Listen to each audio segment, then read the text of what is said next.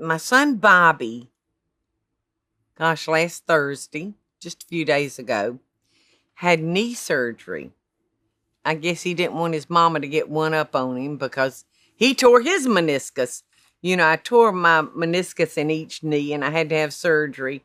And so Bobby's very, very physical. He does jujitsu and he tore his meniscus. And I mean, he did a good job.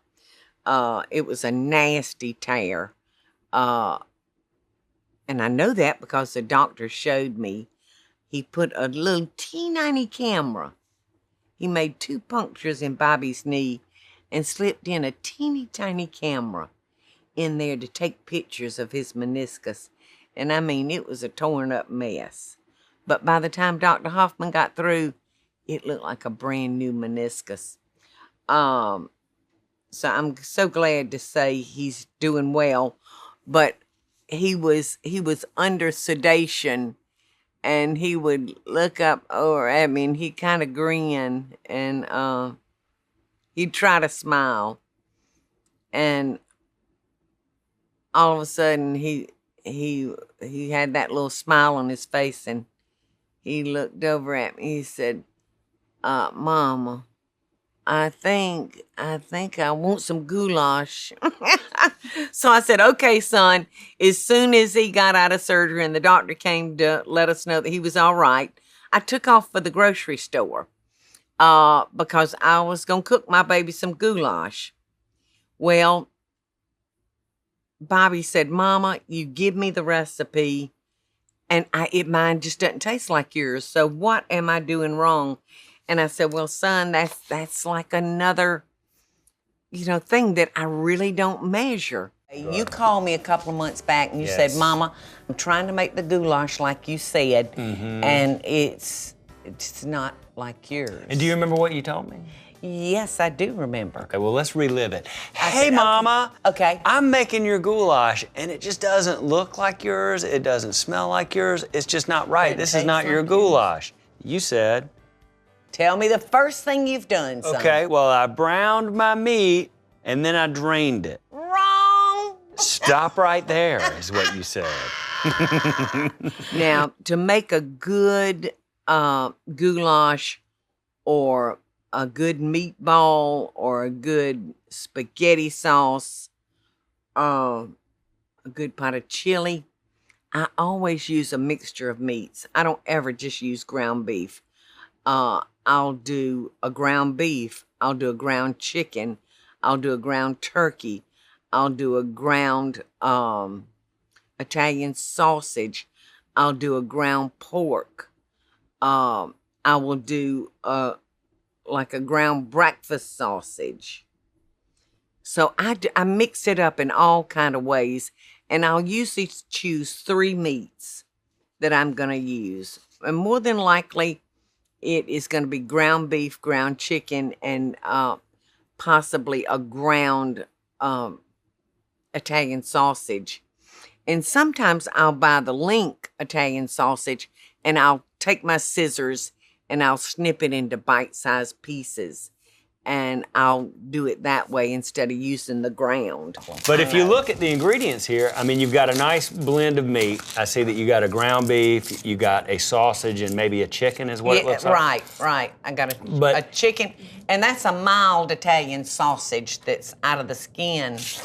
I like the flavors of 3 different meats, and one of these meats is chicken, one is beef, and one is a mild Italian. Pork. Yeah. But you could use a breakfast sausage, that you buy in those 1-pound rolls, or you could get your butcher to grind you up just like fresh pork from their pork chops or whatever. It always, anything you do, I think whether you do burgers or you do meatloaf or whatever, it's good to use a blend of meat. Yes. That always just adds a little something to it. So you want to brown those off good, and when they're almost done, you'll want to throw in a whole sweet Vidalia onion. If Vidalias are not in season, then you can use a Texas sweet.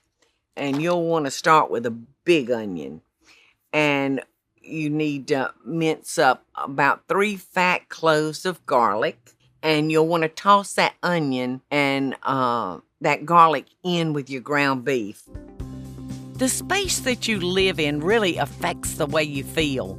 So my first recommendation is start by updating your window treatments with Smith & Noble. Smith & Noble's beautiful handcrafted blinds, drapes, shades, and shutters are custom made just for you, and they offer different service options to fit your needs. To get started today, contact Smith & Noble to get my special limited time offer, 25% off on your window treatments, plus free design consultation. Create a space that you're gonna love. For details about my special offer, go to smithandnoble.com/Paula. That's smithandnoble.com/Paula, or call 1-800-659-3300. That's 1-800-659-3300. At this time, you would probably say to yourself, "Self, I need to drain that fat off of this meat." But I'm telling you, don't do it because that's where all your flavor is. I know when I asked Bobby to walk through everything he had done with his goulash, the very first step was I cooked and drained my meat. I said, well, stop right there. Drain it because that's where all your flavor is, son.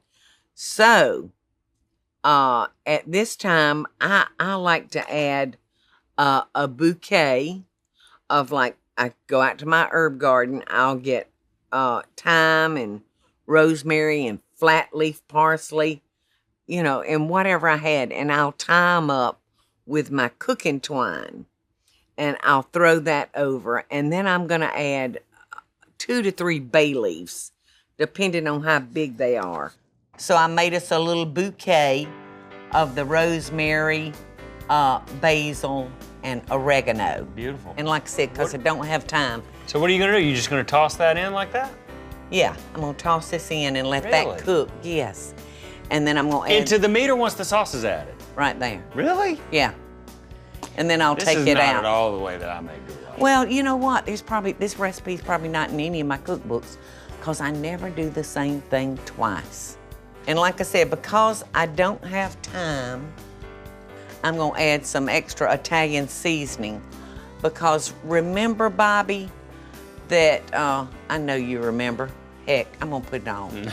And then I'm gonna add the largest can, a 28-ounce can of crushed tomatoes. Now this is very, very important. You can get diced, you can get whole peeled tomatoes, you can get crushed, you can get tomato puree, but the crushed tomato is just perfect for this goulash because there's no big chunks of tomato. It's blended right before it becomes like just a tomato juice, and that's my favorite because I'm not crazy about big chunks of tomatoes in my goulash that I can't ever get to cook down. So crushed tomatoes. And then you might put in a 15-ounce can of tomato sauce. But you know what makes it so good?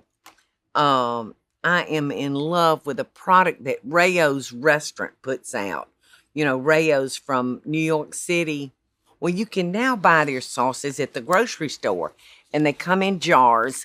And they're maybe $1 or $2 more than the other brands, but y'all, it is so worth it.